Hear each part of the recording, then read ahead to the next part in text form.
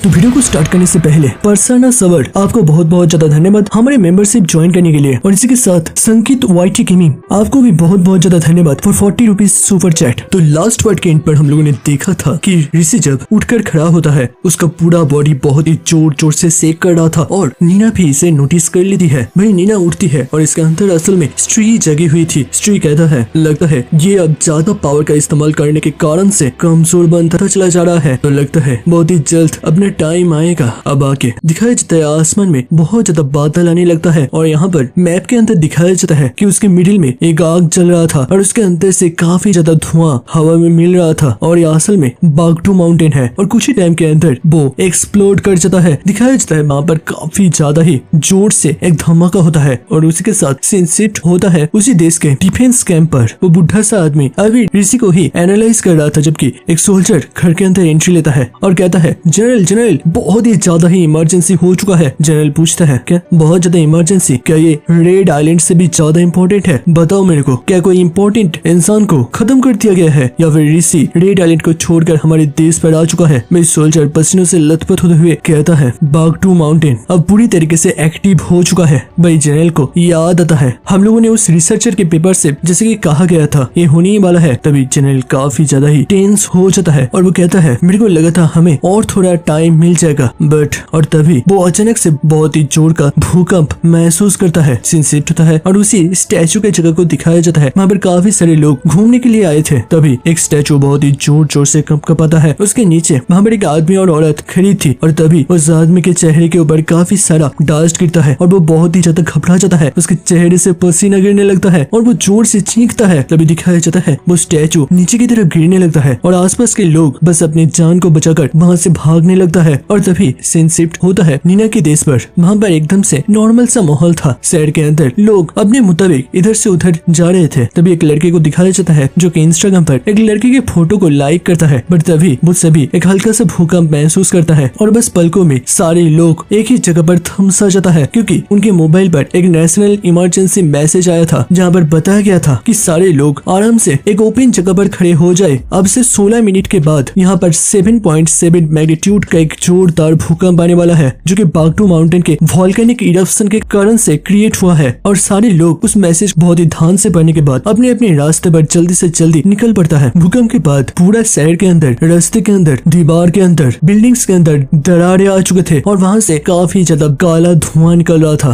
तभी scene shift होता है उसी देश के पार्लियामेंट पर और एक साइंटिस्ट कहता है बागटू माउंटेन हमारे देश में नहीं है बट वो हमारे देश के बहुत ही पास है जिसके कारण से हम लोगों को काफी ज्यादा डैमेज सहना पड़ रहा है। हम लोग सोच रहे हैं बस इसी 2 दिनों में हमें कम से कम 50,000 करोड़ रुपीस लगेगा इस डैमेज को रिकवर करने के लिए। तभी प्रेसिडेंट कहता है तो क्या इतना ही, क्या हमें और कोई चीज को लेकर सोचने का जरूरत है? तभी साइंटिस्ट कहता है नहीं वैसे तो नहीं होना चाहिए बट मेन जो प्रॉब्लम है वो है वॉल्केनिक इरप्शन के बाद बहुत सारा धुआं हवा में मिल जाता है जिसे हम लोग वॉल्केनिक एश कहते हैं और नॉर्मली तो इरप्शन के बाद जो धुआं होता है वो समुद्र की तरफ चला जाता है। एसिड के कारण से बहुत लोगों को सांस लेने में प्रॉब्लम होता है, लंग्स कैंसर वगैरह भी छा सकता है। इसके साथ साथ बहुत सारे लोग भी मारे जा सकते हैं। नॉर्मली ये धुआं हमारे देश पर नहीं आता बल्कि समुद्र की तरफ चला जाता है बट हवा का दिशा बदल चुका है, वो अपना डायरेक्शन बदल कर, और जो हुआ है रेड आइलैंड के कारण से। जब उस देश ने केमिकल अटैक किया था रेड आइलैंड पर तब वो मॉन्स्टर ऋषि ने एक अजीब सा पावर का इस्तेमाल किया था जिसके कारण से वहाँ से बहुत ही जोर से हवा बहने लगा था और वो हवा का प्रेशर अभी भी वहाँ से ही बह रहा है और इसी के कारण से ये धुआं समुद्र में ना जाकर हमारे देश की तरफ आने वाला है और ये सीधा सीधा हमारे देश के कैपिटल को हीट करेगा। अब इस सुनकर तो अकेडिंग प्रेसिडेंट सिया का हालत खराब हो जाता है और साइंटिस्ट कहता है हमारे पास यहाँ से बचने का कोई भी रास्ता नहीं है, हमें इस दिक्कत का सामना करना ही पड़ेगा। दूसरी तरफ रेड आइलैंड में सीन शिफ्ट होता है। नीना वहाँ पर आराम से सो रही थी तभी वो अपनी आंखें खोलता है। ऋषि वहाँ पर अभी भी खड़ा था बट नीना अब काफी ज्यादा हैरान हो जाती है और वो कहती है कि अभी के लिए युद्ध खत्म हो चुका है क्योंकि शाम से लेकर अब तक कोई भी हमारी तरफ नहीं आया है। ऋषि कहता है हाँ मेरे को भी ऐसा ही लगता है। और तभी नीना अपने हाथ छोड़ते हुए आंखें बंद करता है और अचानक से वो काफी ज्यादा ही शॉक हो जाता है क्योंकि वो दूसरी स्त्री के आंखों से देख पा रहा था कि बागटू माउंटेन एक्सप्लोड हो चुका है। हर तरफ आग ही आग फैल चुका है। लोग इधर से उधर अपनी जान को बचाने के लिए दौड़ रहे हैं और उसी जगह पर दिखाया जाता है एक लड़की अपने बच्चे को पकड़कर उसी जगह पर अपना दम तोड़ दिया है। नीना ओकासी की तरफ देखता है और मन ही मन कहता है इस लड़की ने सही कहा था, बागटू माउंटेन में इरप्शन होने वाला है। और वो ऋषि को भी इन सारी चीजों के बारे में कहता है कि उस देश में हर तरफ तूफान तबाही मच चुकी है, बहुत सारे जंगल जल चुका है, हर जगह अफरा तफरी मच चुकी है। और वो उठकर ऋषि को कहता है हमें जल्द से जल्द उन लोगों को बचाने के लिए जाना पड़ेगा, उन लोगों को बचाने का कोशिश करना पड़ेगा, क्योंकि मैंने पता किया है कि वोल्केनो इरप्शन के बाद उसका जो धुआं होता है वो हमारे देश के कैपिटल पर जाने वाला है, जहाँ पर हम लोग रहते थे। और नताशा भी अभी तक वहीं पर रह रही है। मेरी ऋषि भी थोड़ा हैरान होता है और वो कहता है तो हमें जरूर से वहाँ पर जाना पड़ेगा। और तभी नीना थोड़ा सा शॉक होता है जब ऋषि कहता है हम लोगों को वहाँ पर जाना पड़ेगा हमारे दोस्तों को बचाने के लिए, नताशा को बचाने के लिए, क्योंकि वहाँ पर रहना काफी ज्यादा डेंजरस साबित हो सकता है। और तभी नीना के चेहरे के ऊपर एक अजीब सा साया गिरता है, जो समझते हुए वो उसी तरफ देखता है। वहाँ पर असल में वही मॉन्स्टर ऑक्टोपस ओशन से बाहर निकलता है। ऋषि भी उसको देखता है और समंदर में उसके तरफ जाने लगता है। और वो मन ही मन कहता है इंसानों को अपने फीलिंग्स को बताने के लिए अपने मुंह का, अपने बातों का इस्तेमाल करना पड़ता है। इससे लोगों को कभी कभी इमोशन समझ में आता है तो कभी कभी नहीं। बट जब तुम प्रकृति के किसी और जीव से बात करना चाहो तो यहाँ पर उन लोगों को अपने बातों के साथ इमोशन को भी समझाया जाता है। और ये बातें करने से नहीं बल्कि बस एक टच के द्वारा भी समझा जा सकता है। और वो उस ऑक्टोपस के एक हाथ में हाथ रखते हुए कहता है दोस्त। और उसी के साथ वो पूरे ऑक्टोपस के बॉडी से एक अजीब सा साउंड निकलता है, जैसे कि वो ऋषि के साथ बात करना चाहता था,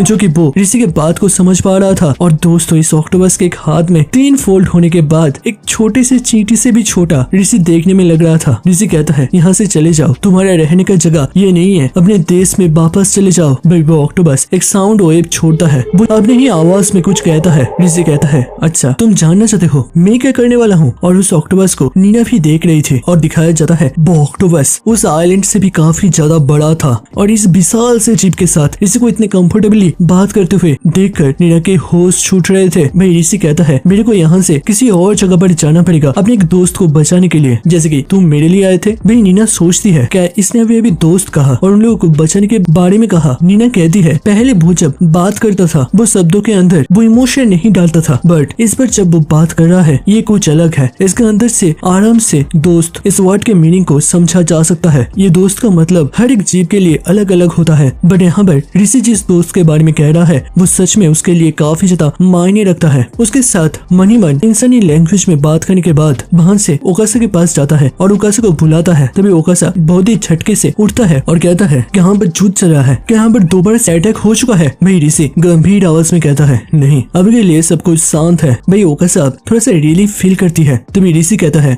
हमें अभी का अभी हमारे देश के कैपिटल सिटी पर जाना पड़ेगा। भाई ओकासा उठते हुए कहती है बट अचानक से क्यों। तभी ऋषि कहता है जैसे कि तुमने कहा था कि बागडू माउंटेन पर एक इरप्शन होने वाला है, वो अभी अभी हो चुका है और हमें जल्द से जल्द वहाँ पर जाना पड़ेगा अपने एक दोस्त को बचाने के लिए। भाई ओकासा कहती है क्या एक दोस्त को, ये एक नेचुरल डिजास्टर है, इससे तुम किस तरीके से निपट पाओगे। तभी वो मन ही मन सोचता है नहीं ये कर सकता है, ये इम्पॉसिबल को भी पॉसिबल कर सकता है। इसे अगर इंसान से पढ़कर एक गॉड कहा जाए तो भी गलत नहीं होगा। तभी ऋषि समुद्र की तरफ जाने लगता है, जबकि ओकासा पूछता है तो हम लोग यहाँ से कैसे जाने वाले हैं। तभी ऋषि कहता है रुको जरा सब्र करो। और उसके साथ अपने हाथ को आगे बढ़ाते हुए पानी के ऊपर दोबारा से एक बड़ी सी वाटर की पहाड़ बनाने लगता है। दिखाया जाता है वो पानी धीरे धीरे ऊपर आ रहा था। तभी ऋषि बहुत ही ज्यादा ही शॉक हो जाता है, क्योंकि बस पलकों में वो पानी का स्तूप गायब हो जाता है। ओकासा पूछती है तुम करने क्या चाहते हो। निया के अंदर स्ट्री भी इसे नोटिस कर लेता है। भाई ऋषि कहता है वाटर माउंटेन बाहर आओ। और उसके साथ वो दोबारा से अपने हाथ को ऊपर की तरफ खींचता है, बट इस पर भी ऋषि का मैजिक किसी भी काम का नहीं था। ऋषि अपने हाथ को देखता है और कहता है ये काम क्यों नहीं कर रहा, क्या मेरा पावर मेरे से जा चुका है। और वो बहुत ही ज्यादा ही एंसियस हो जाता है, जिसके पीछे से नीना भी काफी ज्यादा शॉक थी। और वो कहती है ऐसा हो सकता है तुम बहुत टाइम से सोए नहीं हो और इसके अलावा तुमने अपने पावर का बहुत ही ज्यादा ही इस्तेमाल कर लिया है, तो इसी के कारण से हो सकता है तुम्हें थोड़ा सा रेस्ट का जरूरत पड़े। बट तभी उसके सिर में काफी ज्यादा शॉक लगने लगता है, वो जोर जोर से चीखने लगता है। और ऋषि भी समझ जाता है कि नीना के अंदर स्त्री कुछ हलचल कर रहा है। नीना वहां पर बहुत ही जोर जोर से चीख रही थी। वो अपने घुटनों में आ जाती है और कहती है मेरे सिर लग रहा है फट जाएगा। भाई ओकासा नीना के पास आते हुए उसको तसल्ली देने का कोशिश करती है। तभी नीना कहता है ऋषि यहाँ से भाग जाओ, यहाँ से भाग जाओ जल्द से जल्द, जितना जल्दी हो सके। और तभी नीना के ब्रेन के ऊपर पूरी तरीके से स्ट्री कंट्रोल ले लेता है। उसका दूसरा आंख भी रेड पड़ जाता है और नीना अचानक से चीखना भी बंद कर देती है। ऋषि पूछता है नीना क्या तुम ठीक हो। भाई दिखाया जाता है नीना अपने आंखें ऊपर उठाता है, अब उसका दोनों आंखें रेड पड़ चुका था। तभी ऋषि के साइड से कुछ तो आ रहा था और दिखाया जाता है ये असल में ओकासा थी जो कि ऋषि के फेस पर एक जोर का किक लगाता है और ये डायरेक्टली ऋषि से टच होता है। ऋषि को इससे काफी ज्यादा दर्द फील होता है। दिखाया जाता है ओकासा अब स्त्री के कंट्रोल में आ चुकी थी और अचानक से वहाँ का माहौल काफी ज्यादा ही बिगड़ जाता है। स्त्री कहता है तुम सोच रहे हो कि तुम्हारा पावर कैसे चल गया, तुम्हें पता है तुम अपने जन्म के असली लक्ष्य को ही भूल चुके हो जिसके लिए तुम्हारा जन्म हुआ था, जिस काम को करने के लिए तुम्हें ये पावर दिया गया था। हम दोनों को बनाया गया था यहाँ पर इंसानों के करतूतों को जज करने के लिए। हम लोग जजेस थे बट तुमने ये काम करने से इनकार कर दिया जिसके कारण से तुम्हारे पावर को अब ले लिया गया है। तुम बस एक अब नॉर्मल से इंसान हो। वही ऋषि काफी ज्यादा ही सीरियस हो जाता है। वो बस नीना को ही देख रहा था। तभी स्त्री कहता है अब जब तुम्हारे पास पावर नहीं है तो फिर मेरे को अब तुम्हारे गुलाम बने रहने का कोई भी जरूरत नहीं है। और उसी के साथ ओकासा दोबारा से ऋषि को अटैक करने के लिए बढ़ता है। भाई ऋषि अपनी कैट के पावर को एक्टिव करता है। वो कैट के पावर के साथ ओकासा के अटैक को बहुत ही आराम से डॉज कर पा रहा था बट तभी अचानक से उसके पास से वो पावर भी चला जाता है जिसके कारण से ओकासा के पंच सीधा उसके चेहरे पर गिरता है और ऋषि वहां से नीचे की तरफ गिरने लगता है। वो थोड़ा सा दूर जाकर जमीन में आकर गिरता है। उसे काफी ज्यादा दर्द हुआ था, वो गुंगा रहा था। तभी स्त्री कहता है देखो तो जरा, अभी कुछ टाइम पहले जिसके पास पूरी दुनिया के साथ फाइट करने का ताकत था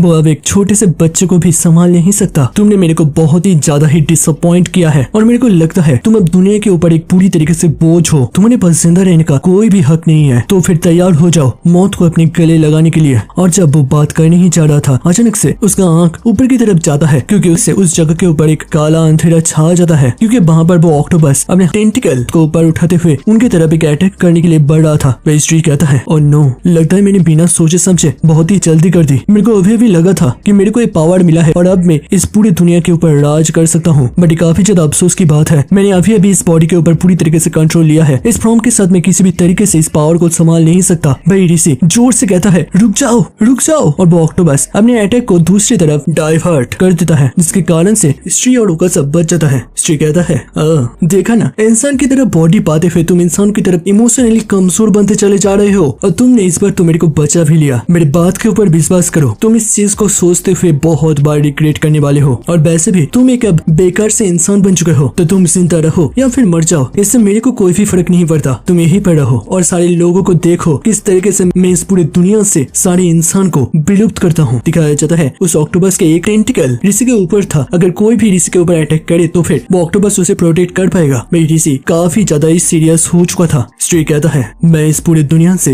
इंसान को विलुप्त कर दूंगा। जिस काम के लिए मेरे को चुना गया है, जिस काम के लिए मेरे को बनाया गया है, उस काम को मैं जरूर से करूंगा। तुम्हारी तरह मैं अपने पावर को वेस्ट होते हुए नहीं देख सकता। और उसके बाद रात ढलकर सुबह का रोशनी आसमान में छा जाता है। तभी ओकासा का नींद टूटता है या फिर कहे तो उसको अपना होश वापस से मिलता है। वो अपने हाथों को देखता है और कहता है अभी तो रात था, रात से सीधा सीधा दिन और मैं ऐसे घोड़े के जैसे खड़े खड़े सो कैसे सकती हूँ। और वो आसपास देखकर कहता है नीना दीदी कहाँ पर है। मेरी ऋषि उसके सामने एकदम से पत्थर की तरह खड़ा था। समंदर के लहरों की आवाज हर तरफ गूंज रहा था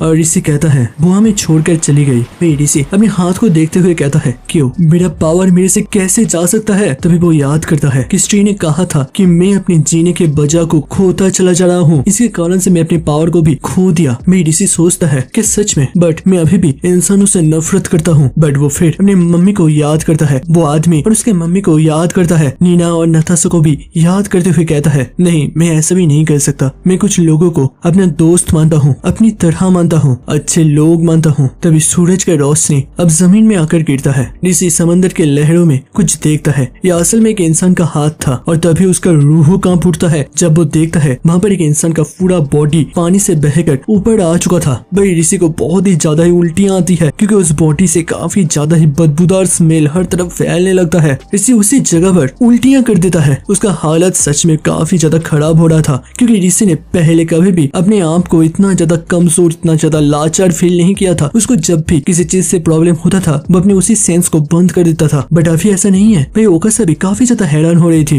ऋषि धीरे धीरे अपने आप को संभालता है और तभी उस साइड से एक अजीब सा आवाज, तभी वो देखता है आसमान में एक छोटा सा प्लेन आ चुका था और वो प्लेन ऋषि के एरिया के आसपास ही घूम रहा था। ऋषि ये देखकर पूरी तरीके से शॉक हो जाता है। वो मन ही मन कहता है क्या लोग वापस से अटैक करने वाले हैं।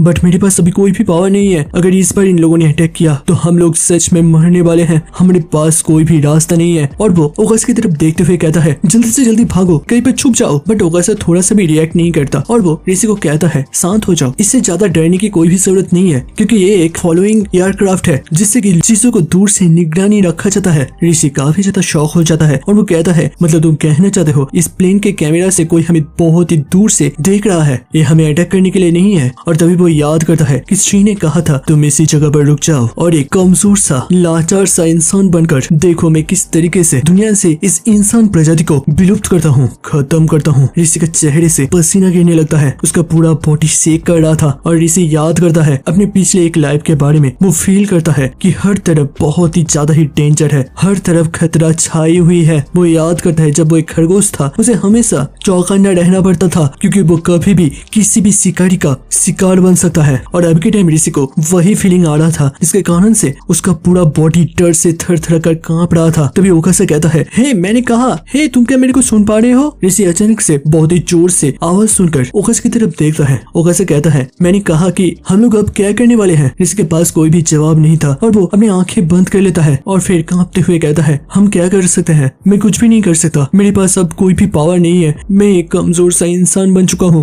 भाई ओकासा सोचता है लगता है इसने अपने पूरा मोटिवेशन खो दिया है, इसके पास ना है अब मोटिवेशन, ना है वो कॉन्फिडेंस, ना है वो पावर। मेरे को पता नहीं बट पहले के ऋषि और अभी के ऋषि के अंदर जमीन आसमान का फर्क है। हवाई में वो प्लेन अभी भी उनके आसपास घूम रहा था। भाई ओकासा कहता है अभी के लिए तो अटैक रुक चुका है, बट मेरे को पता है ये लोग अभी तक हमको निगरानी में रख रहा है, जब मौका आएगा ये लोग वापस से जरूर से अटैक करेंगे। तभी वो अपने सिर को नीचे करते हुए ऋषि की तरफ देखता है और कहता है इन लोगों का दुश्मन अब मैं नहीं बल्कि मेरे सामने ये अजीब सा इंसान है, जिसे मैं इंसान कहूँ या फिर मॉन्स्टर मेरे को नहीं पता, बट अभी के टाइम अगर देखा जाए तो ये एक इंसान है। ये ना कर सकता है अपने आप का रक्षा, ना कर सकता है मेरा, तो इसके साथ रहना भी काफी ज्यादा ही डेंजरस साबित हो सकता है। तभी वो साइड में देखता है, वहाँ पर एक इंसान का लाश पड़ा हुआ था और वो कहता है अब सबसे अच्छा काम होगा अगर मैं इनको छोड़कर कहीं और दूर चला जाऊं। तभी वो याद करता है कि ऋषि ने कहा था मैं तुम्हें तुम्हारे प्रॉमिस को बरकरार रखने में मदद करूंगा, चाहे कुछ भी हो जाए मैं तुम दोनों को प्रोटेक्ट करूंगा। और तभी ओकासा को अपने अंदर थोड़ा सा गिल्टी महसूस होता है और वो सीधा ऋषि के शर्ट के कॉलर को पकड़ता है और उसे अपनी तरफ खींचते हुए कहता है तुम इस तरीके से अपने कॉन्फिडेंस को कैसे खो सकते हो? तुमने किसी से वादा किया था कि वो तुम्हारा दोस्त है, तुम उसे प्रोटेक्ट करोगे, तुमने वादा किया था तुम मेरे को प्रोटेक्ट करोगे, और अब जब तुमने अपनी पावर को खो दिया तो फिर तुम्हारा निकल गया। तुम अपने सारे प्रॉमिस को तोड़ रहे हो, तुम अपने सारे वादे को तोड़ रहे हो और तुम्हें अभी लग रहा है कि तुम अपनी सारी जिम्मेदारियों से मुखरकर इसी आइलैंड पर पड़कर मरने वाले हो। देखो मैं जीना चाहता हूँ, क्या तुम्हें नहीं लगता तुम नीना दीदी को फिर से बचा सकते हो? क्या तुमने उससे वादा नहीं किया था तुम किसी भी हालत में उसे प्रोटेक्ट करोगे? और तभी जब वो ऋषि को मोटिवेट या फिर कहे तो उसे डांटता है, फिर अचानक से उसके सिर के ऊपर कुछ तो गिरता है। ओकासा अपने सिर पर हाथ देता है और देखता है वहाँ पर पंछी का पोटी था और वो आसमान को देखता है। वहाँ पर काफी सारे पंछियों के परछाई गिर रहे थे जो कि ऋषि और ओकासा को ही सेंटर कर घूम रहे थे। वहाँ पर हजारों के तादाद में पंछी आ जाते हैं और ऋषि कहता है तुमने सही कहा, मैंने सब कुछ अभी तक नहीं खोया है और अगर खो भी दिया है तो भी तुमने सही कहा, मैं वो सब कुछ करूंगा जिससे कि मैं अपनी प्रॉमिस को रख सकूं, जिससे कि मैं तुम सभी लोगों को प्रोटेक्ट कर सकूं। और जब तक मेरे को सांस आ रहा है तब तक मैं अपने प्रॉमिस से किसी भी तरीके से मुकर नहीं सकता। हाँ मैं तुम सभी लोगों को प्रोटेक्ट करूंगा। तभी दिखाया जाता है पानी का एक ऊंचा सा लहर बनने लगता है और ऋषि कहता है मैं नीना को भी बचाऊंगा। और वो लहर असल में ऋषि के पावर का नहीं बल्कि उसी बड़े से ऑक्टोपस का था और उसी के साथ साथ वो सारे पंछी भी उसी के आसपास घूम रहे थे। ऋषि कहता है चलो फिर जाया जाए, अपने दोस्तों को प्रोटेक्ट करने के लिए, अपने जबान के पक्के बनने के लिए, अपने लव को स्ट्री के चंगुल से छुड़ाने के लिए जाया जाए। सीन शिफ्ट होता है और दिखाया जाता है बागडू माउंटेन से अब काफी ज्यादा लावा बाहर निकल रहा था। भाई उससे कंट्री ए मतलब जहाँ पर नताशा का कैफे स्टोर था वहाँ का हालत दिखाया जाता है। हर तरफ एक काली सी बादल छा गई थी, भूकंप से बहुत सारे बिल्डिंग्स टूट चुके थे। जबकि ये भी काफी नहीं था तो आसमान से राख की बारिश होने लगता है जो कि वोल्केनो इरप्शन से ही हवा में मिला था। तभी नताशा के कैफे स्टोर को दिखाया जाता है, वहाँ पर रेडियो में चल रहा था जितना हो सके बाहर ना निकले, ये आपके स्किन के लिए, आपके लंग्स के लिए, आपके बॉडी के लिए काफी ज्यादा ही डेंजरस साबित हो सकता है। और अगर आपको किसी भी तरीके से बहुत ही जरूरत से बाहर निकलना भी पड़े तो फिर एक गैस मास्क पहनकर बाहर निकले। भाई दिखाया जाता है कैफे के स्टोर के अंदर से नताशा बाहर देख रही थी, वो काफी ज्यादा ही मायूस था। वो देखता है पूरा आसमान काला हो चुका था और तभी सीन शिफ्ट होता है पार्लियामेंट पर जहाँ पर लोग अभी भी प्रोटेस्ट कर रहे थे। उन लोगों को बस चाहिए था कि किसी भी हालत में सिया अपने प्रेसिडेंट के गद्दी को छोड़ दे और उसी के कारण से इस सभी डिजास्टर हो रहा है वो कंट्री ए के लिए ही एक बहुत बड़ा सिरदर्द है। तभी इस चीज को कोई अपने टैब से देख रहा था और ये असल में सिया थी। सिया के साइड में ऑफिसर कहता है आपको इस चीज को ज्यादा सीरियसली लेने की कोई भी जरूरत नहीं है, इस चीज में आपका कोई भी हाथ नहीं है, ये एक नेचुरल डिजास्टर है। तभी सिया कहती है ऋषि के बारे में क्या खबर है, क्या वो अभी तक रेड आइलैंड पर बैटल कर रहा है।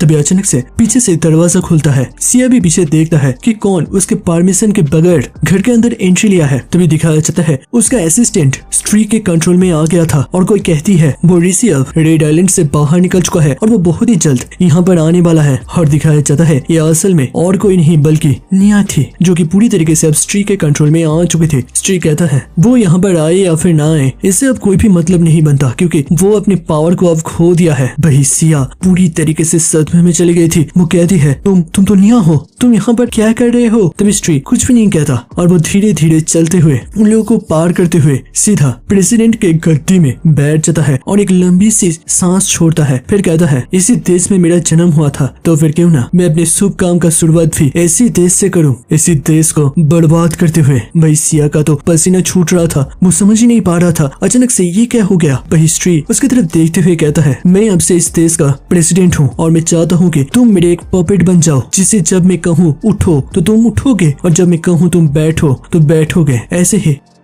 बीत जाते हैं और यूएन जनरल असेंबली को दिखाया जाता है जहाँ पर दुनिया का हर एक देश मतलब सभी देश के रिप्रेजेंटेटिव यहाँ पर आए थे। और आज का समिट का मेन टॉपिक है नेचुरल डिजास्टर के ऊपर जिसके पाक्टू माउंटेन हो गया, रेड आइलैंड हो गया और सबसे ऊपर ऋषि जैन को लेकर। तभी दिखाया जाता है एक्टिंग प्रेसिडेंट सिया को वो अब स्ट्री के कंट्रोल में थी और वो सीधा यूएन में कॉल करते हुए कहता है हम लोग सीधा सीधा कह रहे हैं हम लोग आसपास के सारी कंट्रीज के ऊपर अटैक करने वाले हैं और सबके सबको मिलाकर ग्रेट ए कंट्री बनाने वाले हैं जो कि आज से हजारों साल पहले ग्रेट ए कंट्री कहलाया जाता था। और दुनिया में ऐसा कोई भी देश नहीं है जो कि हम लोगों को रोक सके। किसी को कुछ उखाड़ना है तो उखाड़ के दिखाए। हमारे साथ वर्ल्ड के one of the strongest country support में खड़े हैं। यूएन में सारे लोग आपस में बात करने लगते हैं यहाँ पर चल कर रहा है। ऐसा तो हो ही नहीं सकता कि कोई नॉर्मल सा इंसान अपने आप से पूरी दुनिया को चैलेंज कर दे। तभी एक आदमी कहता है क्या ऐसा हो सकता है कि कंट्री ए पूरी तरीके से अब स्ट्री के कंट्रोल में आ चुका है, उसका प्रेसिडेंट भी अब स्ट्री के कंट्रोल में है। तभी सामने से इंडिया का रिप्रेजेंटेटिव कहता है ऐसा हो सकता है और ऐसा भी हो सकता है कि यहाँ पर भी बहुत सारे लोग स्ट्री के कंट्रोल में ऑलरेडी है। तभी आपस में अचानक से एक हलचल सा मच जाता है। तभी एक कंट्री का रिप्रेजेंटेटिव कहता है अगर ये लोग ऐसा ही करना चाहते हैं तो फिर हम लोग भी हमारे मिलिट्री फोर्स का इस्तेमाल करेंगे इन लोगों को रोकने के लिए। तभी दूसरा आदमी कहता है ये इतना भी ज्यादा इजी नहीं होने वाला क्योंकि तुमने शायद से देखा होगा उस रेड आइलैंड को। कंट्री ए के पास तो बहुत ही ताकतवर मॉन्स्टर है, एक तो है वो ऋषि और दूसरा है वो बहुत ही विशाल सा ऑक्टोपस। ऐसा हो सकता है वो लोग बहुत टाइम से अपनी ताकत को छुपा रहे थे और बहुत रिसर्च के बाद वो लोग ऐसा कोई बहुत ही ताकतवर बायोलॉजिकल वेपन को बनाकर दुनिया के सामने अभी के टाइम पेश कर रहा है। तभी पहला आदमी कहता है तो तुम कहना चाहते हो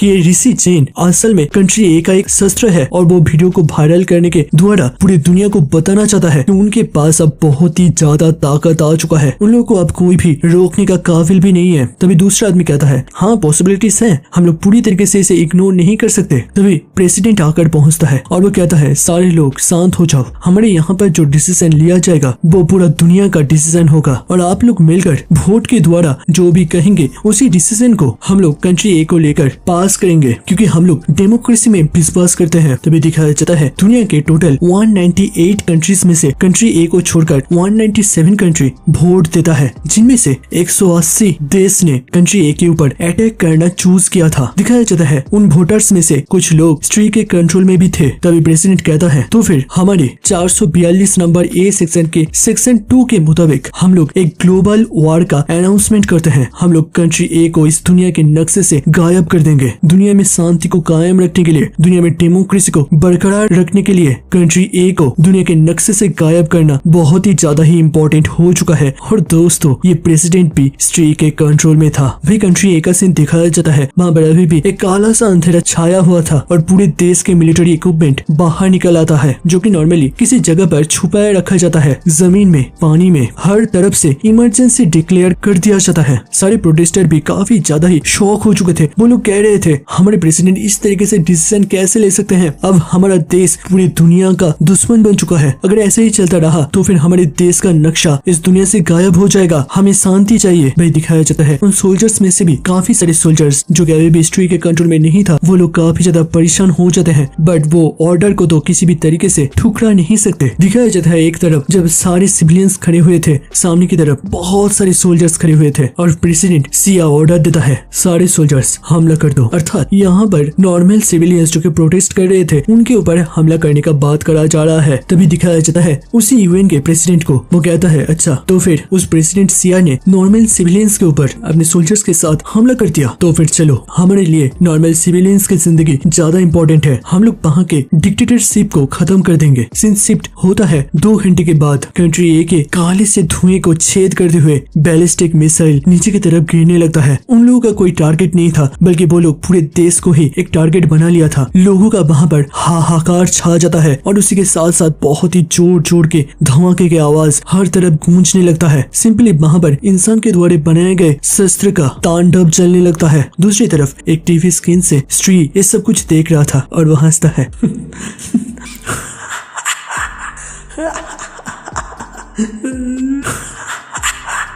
धमाका का आवाज और ज्यादा बढ़ने लगता है और स्ट्री का हंसी भी और ज्यादा बढ़ने लगता है। वो बहुत ही जोर जोर से हंस रहा था जबकि उसके आंखों से आंसू गिरने लगता है। तभी स्ट्री का नजर साइड में जाता है। वहाँ पर एक शीशा था। वो अपने फेस को उस शीशे से देख पाता है और उसका हंसी अचानक से गायब हो जाता है और वो धीरे धीरे उस शीशे के पास जाता है अपने आंसू को पोंछते हुए और कहता है इंटरेस्टिंग, मेरा आंसू गिर रहा था। तभी 1 घंटा पहले का सीन दिखाया जाता है। उसी प्रेसिडेंट बिल्डिंग पर एक लेडीज बाथरूम में कोई जोर जोर से खांस रहा था। ये असल में और कोई नहीं बल्कि एकेडमिक प्रेसिडेंट भाई सिया थी। उसका हालत काफी ज्यादा खराब हो चुका था। वो उल्टियां कर रही थी। तभी पीछे से सिया आती है। उसके हाथ में एक डायरी था। वो कहता है और ये डायरी असल में प्रेसिडेंट सिया की थी। स्ट्री कहता है तुम्हारी जिंदगी का बस अब थोड़े ही गोल बच चुके थे। तुम चाहते थे ऋषि जेन को और मेरे को खत्म कर इस दुनिया को बचाना चाहते थे। इस दुनिया का एक हीरो बनना चाहते थे। क्या तुम इसे सुन सकते हो? क्या तुम इसे फील कर सकते हो? आसपास के वाइब्रेशन को महसूस करो, आवाज को सुनने का कोशिश करो। कितना अच्छा है ना? लोगों के चीख हर तरफ गूंज रहा है। उस ऋषि को लग रहा था कि वो मौत का नंगा नाच कर रहा है। अब इसे देखो, इसे कहते हैं असली। इसे असल में कहते हैं मौत का तांडव। बट मेरे को लगता है तुम्हारे पास अब गिनती के कुछ दिन बाकी है। तुम अपने दिमाग की बीमारी के कारण से अभी मेरे चंगुल से बाहर निकल पाए हो। ये काफी ज्यादा इंटरेस्टिंग है। बट तुम्हें पता है इस देश के लोग नहीं बल्कि पूरे दुनिया के लोग तुम्हें एक डिक्टेटर सोच रहा है जो कि पूरी दुनिया के ऊपर राज करना चाहता है। सभी लोग सोच रहे हैं कि तुम्हारे जैसे पागल प्रेसिडेंट उन लोगों ने अभी तक हिस्ट्री में कभी नहीं देखा। जो तुमने सोचा था उसका बिल्कुल उल्टा। बट तुम चिंता मत करो, तुम्हारा ये बदनाम ज्यादा दिन तक इस दुनिया के लोग याद नहीं रखेंगे, क्योंकि मैं इस दुनिया से ही इंसान को खत्म कर दूंगा। एक भी जिंदा नहीं रहेगा और अगर कोई जिंदा ही नहीं रहेगा तो तुम्हारा बदनाम भी कोई याद भी नहीं रखेगा। दिखाया जाता है उस बम्बार्डिंग के बाद का सीन। वहाँ पर बहुत सारे लोग पत्थर के नीचे दब चुके थे और अपने दम तोड़ दिए थे। एक बच्चा वहाँ पर रो रहा था, उसका भी सिर फूट चुका था। वहाँ पर आसपास के बिल्डिंग टूटकर नीचे गिर रहे थे और लोगों के लाश इधर उधर कचरों की तरह पड़ा हुआ था। वो जगह एकदम से एक जिंदा शमशान बन जाता है और दूर से उस बच्चे का रोना एक अजीब सा क्रीपी सा माहौल बना रहा था। वही सीन शिफ्ट होता है और नताशा के कैफे स्टोर को दिखाया जाता है। टीवी में कहा जाता है बॉम्बार्डिंग किसी भी हालत में शुरू हो सकता है और आसपास अलार्म बजना स्टार्ट हो जाता है।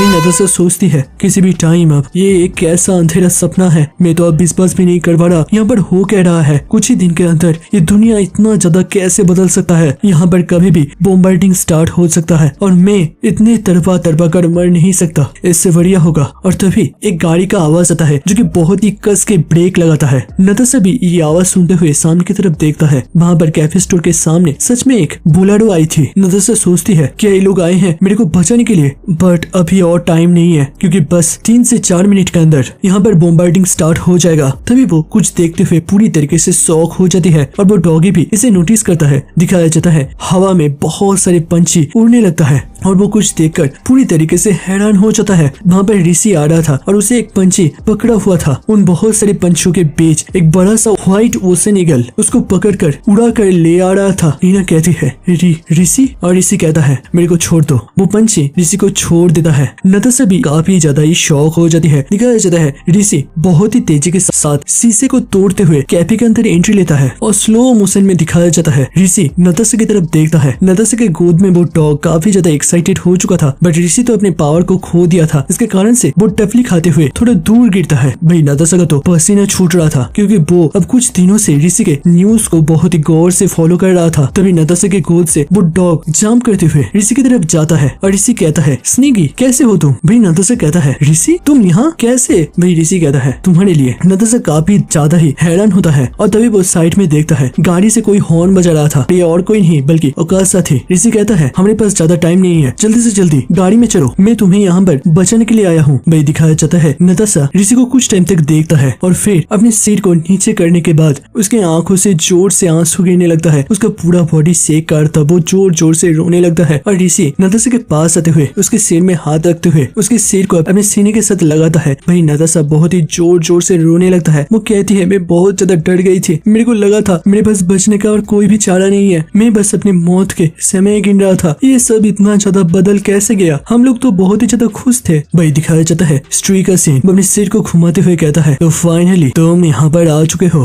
ऋषि। वो अपनी उंगली से चेयर में एक आवाज कर रहा था और वो साइड में शीशे में अपने चेहरे को देखता है और एक छोटा सा स्माइल देता है। दिखाया जाता है हवाई में बहुत सारे बॉम्बार्डिंग जेट प्लेन जा रहे थे। उनको ऑर्डर आता है रुक जाओ, मिसाइल मत लॉन्च करना, मैं बाबा से कह रहा हूँ कोई भी मिसाइल लॉन्च मत करना। भाई सोल्जर पायलट पूछता है क्यों क्यों कैप्टन? भाई असल में स्ट्री ही ये सब ऑर्डर दे रहा था। और स्ट्री कहता है तब जब मेरे को बहुत ही ज्यादा खुशी मिल रहा था, मेरे आंखों से आंसू क्यों गिर रहा था? क्या ऐसा हो सकता है कि मैं अब एक इंसान को अपना होस्ट बना लिया है तो मेरे को भी अब इंसान के दर्द, इंसान की फीलिंग्स को महसूस होने लगा है? क्योंकि जब उस ऋषि ने मेरे को मारा था तब मेरे को इंसान के दर्द के बारे में एहसास हुआ था और अभी कुछ टाइम और रहने के बाद मेरे को एक दूसरा फीलिंग भी आया है, वो है बदला।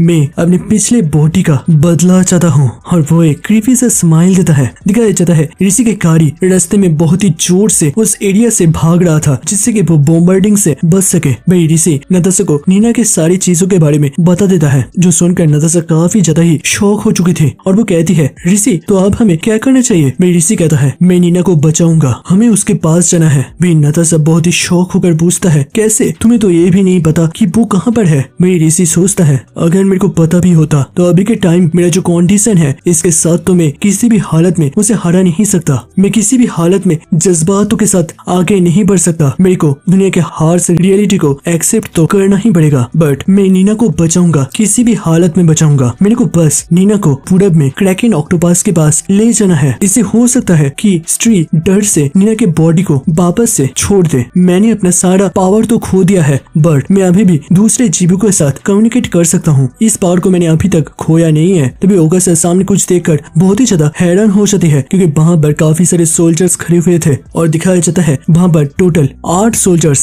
एक टनल को गार्ड करते हुए खड़े थे। ओकासा ये सभी बात कहता है तभी उनका लीडर ऑर्डर देता है सोल्जर्स अपना टारगेट सेट करो। दिखाया जाता है वो सारे लोग एम ले लेता है। ऋषि और ओकासा भी काफी ज्यादा ही अब शॉक हो चुके थे। तभी ऑर्डर होता है फायर करो और तभी के तभी वो लोग फायर करना भी स्टार्ट कर देता है। ओकासा बहुत ही जल्दी से गाड़ी को मोड़ता है और कहता है सारे लोग अपने सिर को झुका लो। दिखाया जाता है वो अपनी गाड़ी को पीछे घुमा लेता है। वहाँ पर काफी ज्यादा ही शोर मच जाता है, आसपास के शीशे ग्लास टूट रहे थे। ओकासा कहता है ये लोग ऐसे कैसे कर सकते हैं, इन लोगों तो ये भी नहीं पता कि इस गाड़ी के अंदर कौन है, वो लोग किसके ऊपर फायर कर रहा है। भाई ऋषि विंडो से अपने हाथ को बाहर निकालते हुए अपने पावर का थोड़ा सा इस्तेमाल करता है। दिखाया जाता है उस टनल के ऊपर से बहुत सारे शिकारी पंछी उड़ते हुए आ रहे थे और तभी ऋषि अपने हाथ के मुट्ठी को टाइट करता है। फिर वो सारे सोल्जर्स बहुत ही ज्यादा शॉक होते हुए पीछे की तरफ उन पंछियों को देखता है। भाई स्ट्री काफी ज्यादा ही शॉक हो जाता है और वो कहता है लगता है मैं इस तरीके से इसे छोड़ नहीं सकता, किसे पता कब इसे अपना पावर वापस से मिल जाए। तभी ऋषि हवा में देखता है वहाँ पर एक जेट प्लेन आ गया था और उसमें काफी सारे मिसाइल्स लगाए गए थे। ओकासा भी जोर से चीखता है ये लोग फायर करने वाले हैं, जल्दी से जल्दी बाहर निकलो। भाई गाड़ी को उसी जगह पर रोक लिया जाता है और सारे लोग गाड़ी को छोड़कर बाहर निकलता है और कहता है जल्दी से गाड़ी से दूर भागो। ऋषि नताशा के हाथ को पकड़कर जोर से खींचता है और तभी उस गाड़ी के साथ वो मिसाइल टकराकर एक जबरदस्त ब्लास्ट होता है और ब्लास्ट के इम्पैक्ट के कारण से ऋषि, नीना, ओकासा सभी दूर छिटक कर गिरता है। नताशा का तो हालत भी खराब हो चुका था। तभी वो साइड में देखता है और वो काफी ज्यादा ही शॉक हो जाता है क्योंकि वहाँ पर सारे सोल्जर्स उन बड़े बड़े शिकारी पंछियों के साथ फाइट कर रहा था बट एक सोल्जर वहाँ पर अपना टारगेट सेट कर रहा रहा था। वो पूरी तरीके से फोकस था और उसका टारगेट था ओकासा। वो ट्रिगर को किसी भी टाइम दबा सकता था। भाई ओकासा अभी भी शॉक से बाहर नहीं निकल पाती। उसके आंखों में कुछ डास चला गया था और वो अपनी आंखें मचलता है। तभी वो अचानक से साइड से गोली का आवाज सुनता है और तभी आसपास खून फैल जाता है। दिखाया जाता है वो गोली असल में ऋषि के बॉडी के अंदर चला गया था। ऋषि ने ओकासा को बचाने के लिए उसके सामने खड़ा हो जाता है। भाई ओकासा अभी तक समझ नहीं पाती यहाँ पर क्या हुआ। भाई ऋषि के गले से बस एक ही आवाज निकलता है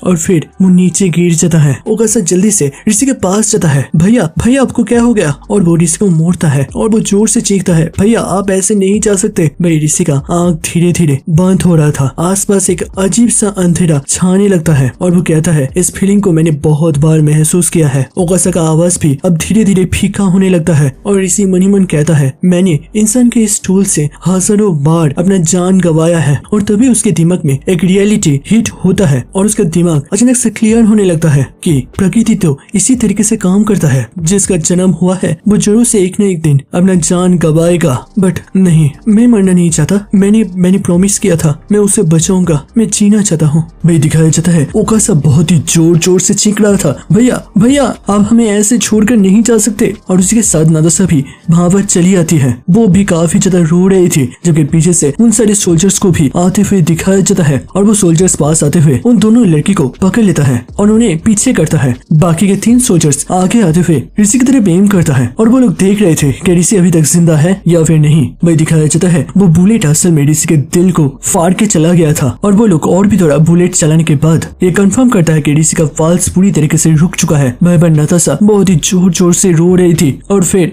वो जोर से चीखते हुए कहता है, ऋषि। वही दूसरी तरफ स्त्री का सीन दिखाया जाता है। वो मुस्कुरा रहा था। तो फाइनली मेरी रास्ते का सबसे बड़ा कांटा अब हट चुका है। और तभी वो थोड़ा सा शॉक हो जाती है। दिखाया जाता है स्त्री के दूसरे आंख से बहुत ज्यादा आंसू गिर रहा था। अभी भी कहीं न कहीं स्त्री के अंदर नीना जिंदा थी। वो इन सारी चीजों को महसूस कर पा रही थी। और सीन वापस से शिफ्ट होता है उसी जगह पर। वहाँ पर बहुत सारे पंछी अब मारे गए थे और उनके बॉडी जमीन में इधर उधर पड़ा था। नाताशा और ओकासा और उस डॉगी को बांध कर ट्रक में उठा लिया जाता है। ओकासा काफी ज्यादा परेशान हो चुकी थी। दूसरी तरफ ऋषि का सीन दिखाया जाता है। उसे एक कॉफिन पर रखा जा रहा था और 3 सोल्जर मिलकर उस कॉफिन के दरवाजे को धीरे धीरे बंद कर रहा था। दिखाया जाता है ऋषि के बेजान शरीर को भी एक रस्सी से बांध दिया गया था और धीरे धीरे कॉफिन का दरवाजा चढ़ता है और फिर वो पूरी तरीके से लॉक हो जाता है। भाई ऋषि के इंटरनल स्पेस का सीन दिखाया जाता है। उसका सेंसेस अभी एक ब्लू कलर के रोशनी में दिखाया जाता है, जैसे कि वीडियो की शुरुआत में जब ऋषि और किसी के बॉडी के अंदर जन्म लेने वाला था तब होता था। एक ऐसा अजीब सा जीव है, नहीं इसमें कोई जन्म का दर्द नहीं है, बल्कि ये इंसान का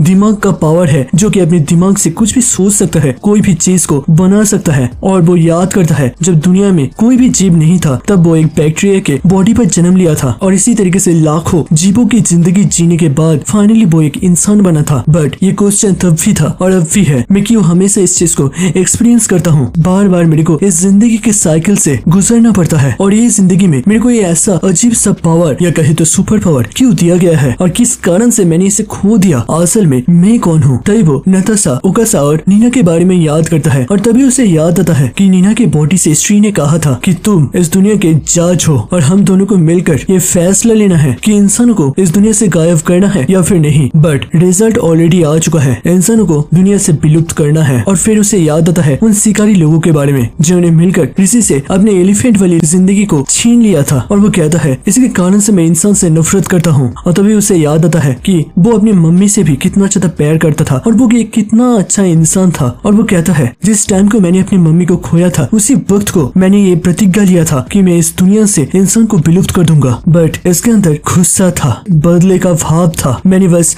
अपने सोच के कारण से उन सारे लोगों को खत्म कर दिया। उनका भी कुछ सोचना था, उनको भी कुछ बताना था, उनका भी कोई सपना था, बट मैं बस अपना सोचा। और अब जब मेरे पास कोई पावर नहीं है तो फिर हाँ, मैं भी उनकी तरह, मेरी मम्मी की तरह, उस आदमी की तरह, नाताशा की तरह, ओकासा की तरह, नीना की तरह पहली बार एक इंसान का जिंदगी जी रहा हूँ। एक कमजोर सा, लाचार सा इंसान। अगर मैं इस बॉडी के पर्सपेक्टिव से पूरी दुनिया को देखूं तो फिर हाँ, ये दुनिया काफी ज्यादा ही डेंजरस है और इस दुनिया में जीने के लिए इनको पावर का सख्त जरूरत है। दिखाया जाता है ऋषि एक व्हाइट स्पेस पर पहुंच चुका था और तभी वो अचानक से याद करता है कि वो छोटा हो गया था और पीछे से उसका मम्मी उसे देख रहा था। साइड से नाताशा, ओकासा और नीना भी उसे देख रहा था और वो कहता है मेरे को इस लाइफ में काफी ज्यादा खूबसूरत सा ममता, आदर, प्यार मिला और मैंने भी बदले में कुछ लोगों को प्यार, ममता बांट दिया। हाँ, मेरे को समझ में आ गया ये जिंदगी, ये मेरे को बार बार किस चीज को महसूस करवाना चाहता है, किस चीज को सिखाना चाहता है। मैं बस अपनी पिछली जिंदगियों के बदले के बारे में सोचते हुए इस लाइफ को वेस्ट कर रहा था। मैं तो इस जिंदगी को जीने के बारे में पूरी तरीके से भूल चुका था। मैं समझ गया और वो अपने आँख को खोल देता है और उसके ट्रिमेंडस फोर्स को दूर से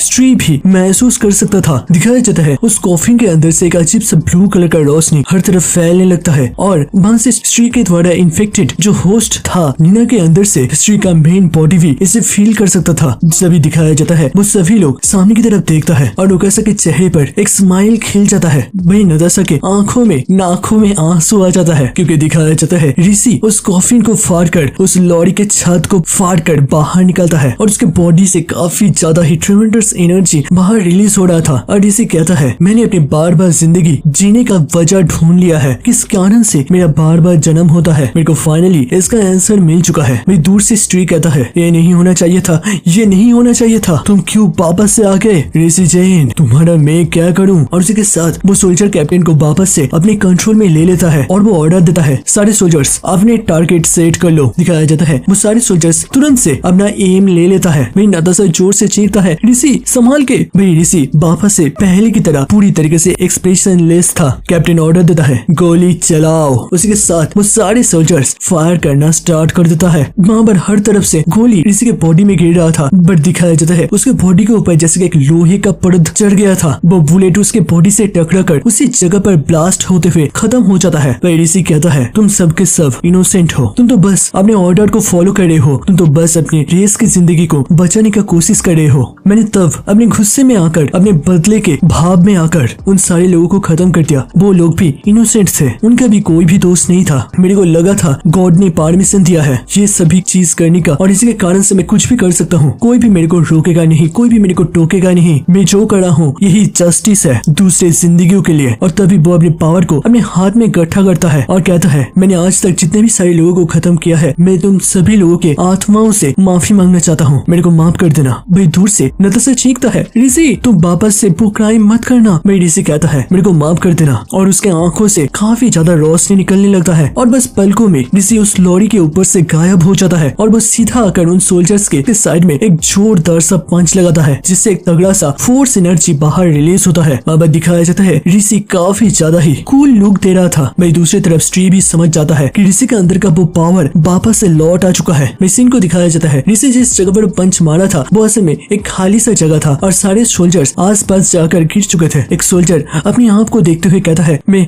अभी भी जिंदा हूँ। वही दिखाया जाता है कैप्टन के अंदर से स्ट्री का प्रभाव निकल जाता है और वो कहता है क्या मेरे सारे सोल्जर्स अभी भी जिंदा है, क्या अभी भी वो ठीक है। वही दूसरी तरफ ऋषि को दिखाया जाता है वो पूरी तरीके से वहाँ पर शांति से खड़ा हो जाता है। वही नताशा हल्के से ऋषि का नाम लेता है। ऋषि अपने हाथ को देखता है, वो थोड़ा सा कपकपा रहा था बट तभी उसे ऊपर कुछ नोटिस होता है। वो ऊपर की तरफ देखता है, सारे सोल्जर्स भी ऊपर ही देख रहा था। सबका ध्यान आसमान की तरफ चला जाता है। दूसरी तरफ स्ट्री का सीन दिखाया जाता है, वो उसके चेहरे से भी पसीना गिर रहा था और वो कहता है ऋषि मैं तुम्हें क्या कहूँ, अगर तुम्हें सच में युद्ध चाहिए तो फिर यही सही, अब होगा असली का युद्ध, मैं वर्सेस तुम। दिखाया जाता है आसमान में काफी सारी जेट प्लेन आ जाता है जबकि जमीन में टैंक। ऋषि अपनी नाक पूछता है और दिखाया जाता है ऋषि के साइड में एक छोटा सा फूल खिली थी। ऋषि कहता है मैं सारी जीवों की लाइफ को जिया है, मैंने सभी जिंदगियों को जड़ से जाना है और मेरे को लगता है ये दुनिया पूरी तरीके से स्टेबल है। मेरे को लगता था कि ये इंसान लोग एक अजीब सा वायरस है जो कि इस दुनिया को गंदा कर रहा है, इस दुनिया को नष्ट कर रहा है और मेरे को इस एरर को ठीक करने के लिए भेजा गया है। बट ये मेरा एरोगेंस था। और वो एक मुस्कुराहट देते हुए कहता है यहाँ पर सबसे बड़ा जो प्रॉब्लम है वो असल में मैं और वो स्ट्री है। इस दुनिया में जो भी है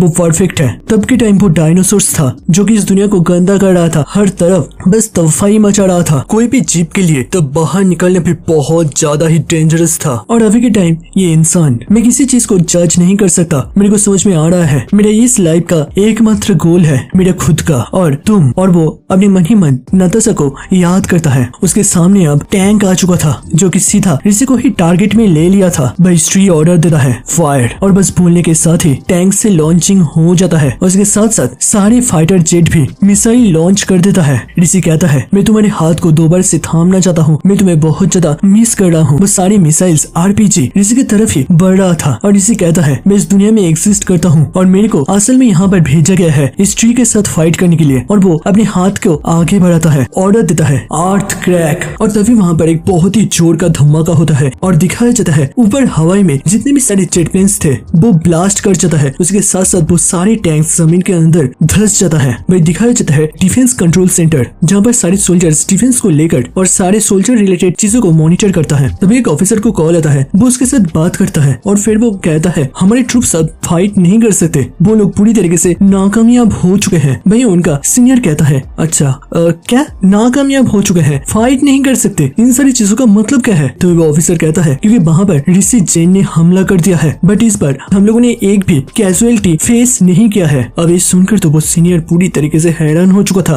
वही दिखाया जाता है ऋषि असल में वहाँ पर सारे सोल्जर्स को अपने पावर के दम पर बचा लेता है और गाड़ी से निकल पड़ता है नीना की तरफ। दिखाया जाता है तब वो तीनों ट्रक में निकल पड़ता है जहाँ पर ओकासा गाड़ी को चला रहा था और ऋषि ट्रक के ऊपर आराम से खड़ा था। दूसरी तरफ स्ट्री का सीन दिखाया जाता है, उसके चेहरे से पसीना गिर रहा था, वो काफी ज्यादा ही टेंस फील करता है। तभी सीन शिफ्ट होता है दूसरे शहर के मोड़ पर जहाँ पर काफी सारे सोल्जर्स डिवाइडर लगाकर खड़े हुए थे और तभी एक ट्रुप पीछे गाड़ी का आवाज सुन पाता है। दिखाया जाता है वहाँ पर ऋषि का गाड़ी आ चुका था और ऋषि अपनी पावर को वहीं से रिलीज कर रहा था। वो अपने दोनों हाथ को आगे बढ़ाता है और अपनी पावर का इस्तेमाल करते हुए सामने की चीजों को इधर उधर फेंक देता है। दिखाया जाता है उनके ट्रक्स जब आगे बढ़ रहे थे वो डिवाइडर और वो सारे सोल्जर्स रास्ते के साइड में गिर जाता है और रास्ता क्लियर हो जाता है। वही दूसरी तरफ स्ट्री ये सब कुछ नोटिस कर रहा था, वो धीरे धीरे और भी ज्यादा ही घबरा रहा था, उसका पूरा बॉडी शेक करने लगता है और वो कहता है या तुम अब इंसान के पक्ष में आ चुके हो, तुम क्या अब इंसान को खत्म करना नहीं चाहते? दिखाया जाता है उस डिवाइडर के पास सारे सोल्जर्स भी थोड़ा सा इंजर्ड हो चुके थे बट वहाँ पर कोई भी कैजुअलिटीज नहीं होता है। ऋषि ने सबका जान बख्श दिया था और ये चीज स्ट्री को भी नोटिस होता है और वो कहता है ठीक है, अगर तुम इंसान को जान बचाते हुए मेरे पास आने वाले हो तो मैं इसी चीज का फायदा लेने वाला हूँ। अब दिखाओ तुम इसके जान को किस तरीके से बचा सकते हो। उसके साथ वो अपने हाथ को ऊपर उठाता है। ऋषि भी ऊपर नोटिस करता है वहाँ पर एक फाइटर जेट उसके तरफ आगे बढ़ रहा था और तभी स्ट्री अपने हाथ को नीचे करता है। उसके साथ वो पायलट कोई लॉन्चर नहीं बल्कि पूरे प्लेन के साथ ही ऋषि के ट्रक को टक्कर मारने के लिए आगे बढ़ता है। इस चीज को देखकर तो ट्रक के अंदर वो डॉगी और बाकी के दोनों लड़की का हालत पूरी तरीके से बिगड़ चुका था, वो लोग पूरी तरीके से डर चुके थे। वही ऋषि एक स्टैंस लेता है और सीधा वहाँ से जंप करता है उस प्लेन की तरफ। उसका स्पीड बहुत ज्यादा नहीं था क्योंकि वो उस ट्रक में अपने पूरे पावर के साथ अपने आप को पुश नहीं कर सकता था, नहीं तो वो पूरा ट्रक उसी जगह पर कचूमर बन जाता। वो सीधा जाकर उस फाइटर जेट से टकराता है और दिखाया जाता है वो फाइटर जेट के एंगल को थोड़ा सा बदलने में सक्षम हो गया था जिसके कारण से वो ट्रक निकल जाता है। वही ओकासा भी गाड़ी में ब्रेक लगाता है और दूसरी तरफ ऋषि उस पूरे फाइटर जेट को अपने हाथों से पकड़कर रोक लेता है और फिर सांस छोड़ते हुए उस प्लेन को नीचे धीरे से लैंड करता है। दूसरी तरफ स्ट्री कहता है अच्छा